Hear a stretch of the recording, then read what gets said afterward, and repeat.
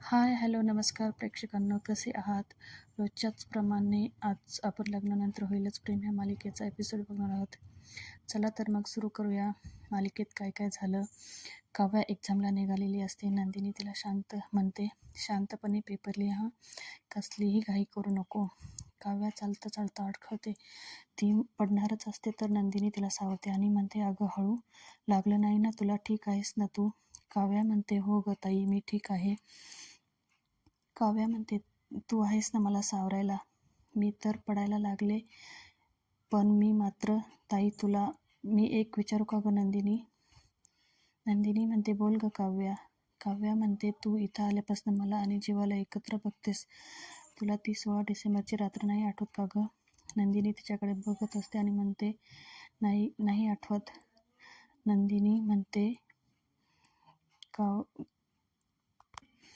काव्याला हे ऐकून खूप छान वाटतं. हे ऐकून मालिनी येते आणि ती काव्याला म्हणते, बरं झालं आहेस तू अजून इथं आहे. अगं पाण्याची बॉटल विसरली होती ना. पाठीमागून विक्रम पण येतो आणि म्हणतो, हा पेन घे, ह्या पेननी पेपर लिही, हा पेन खूप लकी आहे. आणि सगळे हसतात. काव्या म्हणते, बरं आता खूप झालं, मी निघते. तर तिला सगळे ओरडतात. मालिनी, नंदिनी आणि विक्रम. तर काव्याच्या लक्षात येतं. म्हणते, ओके ओके, निघते नाही, येते म्हणते. आणि काव्या म्हणते, मी घरी येण्यापेक्षा असं करा ना, माझा पेपर झाल्यावर तुम्ही सगळे मला घ्यायला या ना. मालिनी म्हणते, अगं ते बघू नंतर, आता तुला उशीर होते, तुम्ही जा. सगळेजण काव्याला बाय करतात. काव्या जाते. नंदिनी म्हणते, आता जंगमजय बरोबर तह करायचा आहे. नंदिनी विचारते, आई बाबा जमेल ना हो मला? विक्रम आणि मालिनी एका सुरात म्हणतात, हो नक्की जमेल, का नाही जमणार तुला? नंदिनी जीवाच्या बेडरूमकडे बघत असते. पुढे काव्या पार्थची वाट बघत असते. काव्या म्हणते, घरातून लवकर निघाले, कुठं राहिले काय माहिती हे देशमुख. तेवढ्यात तेथे पार्थ ओपन जीप घेऊन येतो. काव्या हे बघून आश्चर्यचकित होते. काव्या पार्थकडे बघतच राहते आणि म्हणते, देशमुख, अहो तुम्ही मला सेंटरला सोडायला यावा एवढीच माझी माफक अपेक्षा होती. तुम्ही तर खूपच मनावर घेतलं आहे मला सोडवायला यायचं म्हणून. चक्क ओपन जीप घेऊन आलात तुम्ही? क्या बात है. दिल चाहता है कि ये सफ़र कभी ख़त्म नहीं हो, हम ख़त्म हो जाए, लेकिन ये सफ़र कभी ख़त्म नहीं, ऐसा ही चलता रहे, ऐसा ही चलता रहे. पार्थला राग येतो. तो गाडी चालू करतो आणि थोडासा पुढे जातो. काव्या म्हणते, अहो देशमुख, हे काय, मला न घेताच निघाला की काय? काव्या म्हणते, काय केलं मी? पार्थ म्हणतो, हे काय, हम खत्म हो जाए, ये सफर चलता रहे. काव्या म्हणते, रागालात का पार्थ? पार्थ इथे काव्याला प्रेमळ धमकी देतो आणि म्हणतो, सेंटरला सोडवण्याचा विचार मागे घेऊ का? काव्या लाडात येऊन सॉरी म्हणते. पार्थ म्हणतो, चला लवकर बसा. आता इथे काव्याचा आणि पार्थचा मस्त प्रवास सुरू होतो. काव्याचं आपलं चालूच असतं, हॉट दिसतंय म्हणून खूपच भाव खायला लागलेत पार्थ तुम्ही, असं म्हणून स्वतः गॉगल काढून लावते. पार्थ आपल्या गालातल्या गालात हसत असतो. परत काळजीने काव्याला म्हणतो, सगळं घेतलं ना बरोबर? काव्या म्हणते, हो सगळं घेतलं.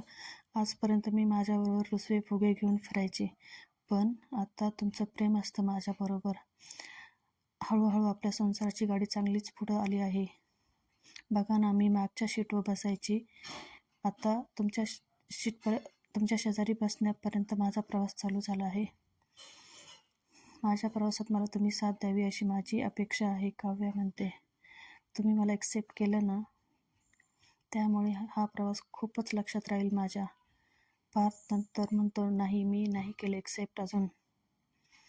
काव्या म्हणते, काय म्हणाला तुम्ही? अजून एक्सेप्ट नाही केलं? ठीक आहे, मी एक्झामला जाण्याअगोदर हा पण गोल मला अचीव करायचा आहे, तर ठीक आहे, मी तयार आहे. आता मी जीव प्राण एकत्र करून पार्थ तुम्हाला मिळवेलच. पार्थ इथं गालातल्या गालात हसत असतो. काव्या बघते, पार्थ हसतो. काव्या म्हणते, म्हणजे तुम्ही मला स्वीकारलं आहे? असं वाटतं कदाचित हेच लिहिलेलं असेल आपल्या प्रवासाचं. पार्थ म्हणतो, चला निघूया. काव्या म्हणते, चला राजे निघूया. तुमची ही पट्टराणी तयार आहे, विलंब नको. तुमचा हा रथ पुढे घ्या. पार्थ गाडी चालू करायला जातो तर गाडी चालूच होत नाही. काव्या म्हणते, माझी आई म्हणते, कोणत्याही चांगल्या प्रवासाला निघताना देवाचं नाव घ्यायचं. काव्या लगेच म्हणते, गणपती बाप्पा. पार्थ म्हणतो, मोरया, आणि गाडी चालू होते. दुसरीकडे नंदिनी बेडरूमच्या बाहेर बसलेली असते. तिच्या हातात पेन ड्राईव्ह असतो. तिला आठवतं की तिचे बाबा जीवासोबत कसे वागले. जीवाचं साहित्य घराच्या बाहेर फेकून दिलेलं त्याला हाताला धरून बाहेर काढतात. जेव्हा आंघोळीसाठी पाणी मागत असतो तर नंदिनीचे बाबा पाणी देऊ देत नाही. ती स्वतः पण जीवावर नको ते आरोप लावते. हे सगळं तिला आठवत असतं. तेवढ्यात जीवा दरवाजा उघडून बघतो की नंदिनी पायऱ्यांवर बसलेली आहे. पण जीवा लगेच दरवाजा लावून घेतो. दरवाजा लावल्याचा आवाज नंदिनीला ऐकू येतो. नंदिनी म्हणते, जीवानी थोड्या वेळासाठी दरवाजा उघडला होता का? मला भास झाला. नाही, त्यांनी दरवाजा उघडला नसेलच. त्यांनी दरवाजा उघडला असता आणि मला असं बघितलं असतं तर त्यांनी मला विचारलं तर दरवाजा बंद केला नसता. नंदिनी म्हणते, काही हरकत नाही. खोलीचा आणि मनाचा दरवाजा उघडेपर्यंत मी इथेच बसून राहणार. बिचारा जेव्हा बाहेर कुडकुडत रिक्षात राहायचा, मी तर इथं घरात बसलेली आहे. तेवढ्यात नंदिनीला कोणीतरी पाठीमागून हात लावतं. नंदिनीला वाटतं जीवा आला आहे म्हणून ती खुश होऊन उभी राहते तर बघते रम्या आणि वसू आत्या तेथे उभे असतात. रम्या म्हणत असते, काय ग नंदिनी, इथं पायऱ्यांवर का बसली आहेस? तुझ्या रूममध्ये जा की. वसू आत्या लगेच मध्ये बोलतात, काय ग रम्या, अशी का बोलतेस तू नंदिनीला? उगाच तू तिच्या जखमेवर मीठ चोळत असते. खरं तर हिने आणि हिच्या बाबांनी मिळून जीवाला घराच्या बाहेर काढलं होतं. त्याच्यामुळे तर तो चिडून घरी निघून आला होता. हो ना नंदिनी? असंच केलं ना तुम्ही? मग तू जर आणि तुझे बाबा तर असे वागल्यावर तुला खरंच वाटतं की जीवा तुला माफ करेल आणि खोलीत घेईल? असं कधीच होणार नाही. रम्या म्हणते, अगं आई, हे काय हिला माहिती नाही का? तरीही आलीच की इथं. नंदिनी, तुला बोर नाही होत का गं इथं? कधी तो तुझ्या मागे येणार, मग तू त्याच्या मागे जाणार, परत तो येणार, परत तू जाणार. असं खेळ खेळताय काय तुम्ही? लपंडाव खेळताय काय? तेवढ्यात जीवा दरवाजा उघडतो आणि बाहेर येतो. जीवा म्हणतो, काय चाललं आहे तुमचं? तुम्ही एकही चान्स सोडत नाही ना? कधी काव्या, कधी नंदिनी, सारखेच त्यांना टोमणे मारत असतात. तुम्ही बुमरँग इफेक्ट सारखं करताय काय? रम्या लगेच त्याला म्हणते, हे बघ जीवा. पण जीवा काही तिचं बोलणं ऐकून घेत नाही आणि म्हणतो, एक मिनिट, शांत हो गं. मला कळते तुझी चिडचिड का होत आहे. दादा काव्याला सोडवायला गेला आहे ना सेंटरला, म्हणून तू एवढी चिडचिड करत आहेस. रम्याचा चेहरा लगेच उतरतो आणि तो तिला चिडून म्हणतो, तू काय बोलते? रम्या म्हणते, मी तुला काही बोलले आहे का? तू का मध्ये मध्ये बोलतोस? जीवा म्हणतो, मला नाही बोललीस ग, पण नंदिनीला बोलतीस ना? आता तुमचं बोलणं झालं असेल तर निघा इथून. रम्या तिथून राग निघते आणि वसू आत्या पण तिच्या मागे. रम्या, अगं थांब, मी पण येते, असं म्हणते आणि तिच्या मागे निघून जाते. जीवा नंदिनीची बाजू घेतो म्हणून नंदिनीला खूप आनंद होतो. नंदिनी जीवाला म्हणते, छान उत्तर दिलं तुम्ही त्यांना. जीवा खुश होतो. नंदिनीला असं वाटतं की जीवा आता तिला माफ करणार. नंदिनी म्हणते, पार्थ आणि काव्यातला गैरसमज आता संपला आहे. आपल्या दोघांमधला तर. जीवा तिला हाताने गप्प राहण्याचा इशारा करतो. जीवा तिला म्हणतो, जा खाली, जा इथून तू. नंदिनी खूप आश्चर्यचकित होऊन जीवाकडे बघत असते. दुसरीकडे पार्थचा आणि काव्याचा प्रवास मस्त सुरू झालेला असतो.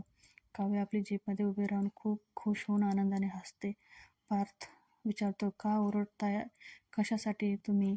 काव्य म्हणते, अहो देशमुख, आपल्या प्रवासाचा मी छान वाईफ घेत आहे. एक तर आपण खूप दिवसांनी असे ट्रिपला निघालो आहे. काव्या म्हणते, पार्थ, तुम्ही पण ही ट्रिप मस्त आनंदाने एन्जॉय करा की.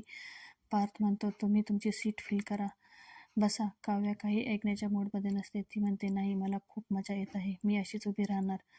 पार्थ तिला ओढून खाली बसवतो. पार्थ सांगतो, आपला प्रवास चालू आहे पण तुम्ही तुमची रिव्हिजन करा की. मेन्स क्लिअर करायचे आहे ना? पुस्तकातल्या बाहेरचे बरेच प्रश्न येणार आहे. इथे काव्याचा आणि पार्थचा अभ्यासाबद्दल डिस्कशन चालू असतं. पार्थ तिला AI बद्दल विचारत असतो. काव्या AIचा पूर्ण लॉंग फॉर्म सांगत असते. पार्थ तिच्याकडे कौतुकाने बघत असतो आणि म्हणतो, तुमचा खूपच अभ्यास झालेला दिसतोय. तुम्ही आपले अभ्यास उभ्याच राहा आणि आरडाओरड करा. काव्या म्हणते, वा रे वा, तुम्ही ओरडा म्हणल्यावर मी ओरडणार का? असं नाही चालणार. खरं तर मी महिनाभर खूप अभ्यास केलाय. मी आता शांत बसणार आहे. पण तुम्ही बोला ना, तुमचं बोलणं मी सगळं ऐकून घेईन. मग काय, टॉप 20 आर्किटेक्चर फ्युचर IAS बरोबर प्रवास करून कसं वाटते? पार्थ आपला लाजून हसत असतो. काव्या म्हणते, बोला बोला शर्म बोलो बोलो शर्माओ मत, जो दिल में सब बोलो, क्या पता कल हो या ना हो. पार्थ म्हणतो, छान वाटतं एकत्र प्रवास करताना. वर मोकळा आकाश आणि खाली मोकळ्या मनाचे आपण दोघं. हवेतला आणि मनातला मूळ दूर झाला की फ्रेश वाटतं ना. आपल्या दोघांचा प्रवास माझा नक्कीच लक्षात राहील. तसं बघितलं तर हा काय आपला पहिलाच प्रवास आहे का? याच्या आधीसुद्धा आपण केलाय की प्रवास? काव्या म्हणते, कधी केला? पार्थ म्हणतो, अहो सत्यनारायणाची पूजा झाल्यावर नाही का आपण डिव्होर्स फाईल करायला गेलो होतो? काव्या म्हणते, हो, आपण असे एकमेव जगातले कपल आहोत की जे सत्यनारायण पूजा करून डिव्होर्स फाईल करायला गेले होतो. काय दिवस होते ते देशमुख. एक सांगू का देशमुख, युनिव्हर्स त्यावेळेस आपल्यावर मेहरबान होता. काव्या पार्थला एकत्र आणण्यासाठी युनिव्हर्स एक एक गोष्ट प्लॅन करत होता. पार्थ विचारतो, कोणते प्लॅन? काव्या म्हणते, असं काय करता? आपण जेव्हा डिव्होर्स फाईल करायला गेलो त्यानंतर परत येताना आपल्याबरोबर काय काय घडलं ते सगळं विसरलं का तुम्ही? आठवत नाही का तुम्हाला? पार्थला आठवतं, खूप पाऊस येत असतो, गाडी पंक्चर झालेली असते. पार्थ एवढ्या पावसात गाडीचा चाक चेंज करत असतो आणि काव्याकडे पण बघत असतो. पुढे काव्या पार्थवर पावसात डोक्यावर कोट धरत असते. पार्थ काव्याकडे बघत असतो तर काव्या म्हणते, समोर बघा आणि अपघात टाळा. पुढे काव्याला रोडच्या कडेला चिंचा, आवळे, बोरं दिसतात. ती मोठ्याने ओरडते, अहो देशमुख, गाडी थांबवा, गाडी थांबवा. पार्थ गोंधळून जातो आणि म्हणतो, कशासाठी गाडी थांबवायची आहे? काव्या म्हणते, चला ना देशमुख, शाळेचे दिवस आठवले, चिंचा बोरं खाऊया. पार्थ म्हणतो, एवढ्यासाठी तुम्ही मोठ्याने ओरडला काय? काव्या म्हणते, अहो मग हे सगळं बघून माझी एक्साइटमेंट वाढली आणि माझ्या तोंडाला खूप खूप पाणी सुटले. चला ना, तुम्ही येत नसाल तर मी स्वतः जाईन. पार्थ म्हणतो, असं काय करताय? उद्या परीक्षा आहे तुमची. उगाच तुम्हाला खोकला वगैरे आला तर, आजारी वगैरे पडला तर. काव्या म्हणते, पार्थ देशमुख, माझ्या वडिलांचा आत्मा कधी येतो तुमच्यात, कधी कधी येतो तुमच्यात. चला म्हटलं तर चला. पार्थ, तुम्ही नाही येणार ना? पण काव्या काही पार्थचं ऐकत नाही. गाडीतून उतरते आणि चिंचा बोरा घ्यायला जाते. पार्थचा नाईलाज होतो आणि तोही उतरतो. पार्थ म्हणतो, ही फिसकारलेली मांजर काही माझं ऐकत नाही. पार्थला आठवतं किती दिवसांनी काव्याला तो फिसकारलेली मांजर म्हणतो. मग पार्थ पण खाली उतरतो. दुसऱ्या सीनमध्ये नंदिनी जीवा संघ बोलण्याचा खूप प्रयत्न करत असते, पण जीवा काही तिचं ऐकून घेण्याच्या मनस्थितीत नसतं. जीवा नंदिनीचा हात धरून तिला खाली घेऊन येतो आणि म्हणतो, चल जा तू.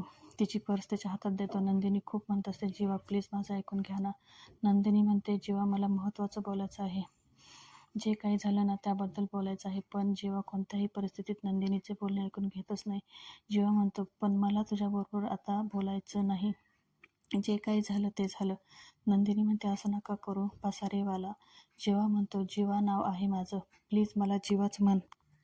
नंदिनी म्हणते, तुम्ही मला म्हणायचे की माझं 21 दिवसांचं व्रत पूर्ण झालं आहे आणि मी जिंकलो आहे आणि बाबांच्या बोलण्यावर माझा गैरसमज झाला की तुम्ही जिंकावा म्हणून मला दारू पाजली आहे. जीवा इथे खूप दुःखी होतो आणि म्हणतो, अगं तू तर सेम तुझ्या बाबांसारखी बोलती आहेस. तुला काय वाटलं मी जिंकलो हे सिद्ध करण्यासाठी मी तुला दारू पाजीन? एवढा चीप आहे का गं मी? अगं त्या रात्री तू माझ्या मिठीत होती. पदर नाही पण भान कधीच ठेवून ढळलं होतं तुझं. पूर्णपणे अर्पण करायला तयार झाली होती तू मला. मी जे काही सांगेन ते करायला तयार होतीस तू. माझ्या स्पर्शाने सुखावून जाणारी, माझ्या सहवासात फुलून जाणारी, तुझा आणि माझा श्वास ओळखू येणार नाही इतकी जवळ आली होती माझ्या तू. सगळं शक्य असूनही मी माझी लक्ष्मण रेषा नाही ओलांडली त्यावेळी. आणि अशी अवस्था होती ना, मी काहीही मागितलं असतं तर तू द्यायला तयार झाली असती. असंही मी आपलं प्रेम लाईव्ह जाऊन जगासमोर आणत होतो. मग तुझं माझ्यासाठी असं वेडावून जाणं, बेभान होणं जगासमोर आणू शकलो नसतो का? मी पण बेभान होणं आणि बेताल होणं यातला फरक मी कधीच विसरलो नाही. आणि तुला वाटलं का मी तुला दारू पाजली आहेस? नंदिनी म्हणते, जीवा हे बघा, जे काही झालं आहे ना, मी जे काही वागले तुमच्या बरोबर त्याबद्दल सॉरी. जीवा नंदिनीचं काही ऐकूनच घेत नाही आणि नंतर चल आणि जीवा नंदिनीला घराच्या बाहेर काढत असतो. नंदिनी खूप काकुळतीला येऊन म्हणते, जीवा प्लीज माझं ऐकून घ्या ना. जीवा नंदिनीचा हात धरून म्हणतो, प्लीज प्लीज एकदा ऐकून घ्या माझं. जीवा नंदिनीने जीवाचा हात धरलेला असतो.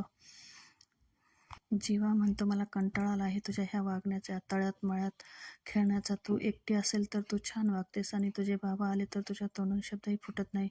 जर समजा मी आता तुझं ऐकलं आणि उद्या तुझे बाबा तुला नाही म्हणाले तर तू माझा हात सोडून देशील. नंदिनी परत जीवाचा हात धरते आणि म्हणते प्लीज नको माझ्याबरोबर असा खेळ खेळू. नंदिनी म्हणते असं नाही होणार, मी सांगते आहे ना. तुम्हाला माझ्यावर विश्वास नाही का? जीवा नंदिनीला प्लीज हात सोड, आता खूप उशीर झाला आहे. नंदिनी म्हणते प्लीज मी आले आहे. आता जीवा म्हणतो कशासाठी आलीस तू? जा परत, खरंच जा, मला खूप कंटाळा आला आहे तुझ्या अशा वागण्याचा. आणि तेवढ्यात नंदिनीचा फोन वाजतो. फोनवर त्याचे बाबा असतात. ती जीवाचा हात सोडून देते आणि जीवा हाताकडे बघतो आणि म्हणतो बघ मी म्हटलं होतं ना तुझे बाबा उद्या नाही म्हणाले तर तू मला सोडून देशील. आता तुझ्या बाबांचा फक्त फोन आला आहे तरी तू. जीवा नंदिनी म्हणते नाही नाही जीवा, मी बाबांचा फोन कट करण्यासाठी तुमचा हात सोडला आहे. जीवा म्हणते बस बस खूप झालं, आता मी तुझ्यासमोर हात जोडतो, प्लीज इथून जा. नंदिनी खूप काकुतीला येऊन म्हणते जीवा प्लीज ऐका ना माझं. नंदिनी जाण्यासाठी निघते तर विक्रम तिला म्हणतो नंदिनी थांब. प्रेक्षकांनो आजचा भाग येथे संपतो. उद्याच्या भागात आपण बघणार आहोत की पार्थ आणि काव्या मस्त काकडी बोरं खात असतात. दुसरीकडे विक्रम म्हणत असतो ह्या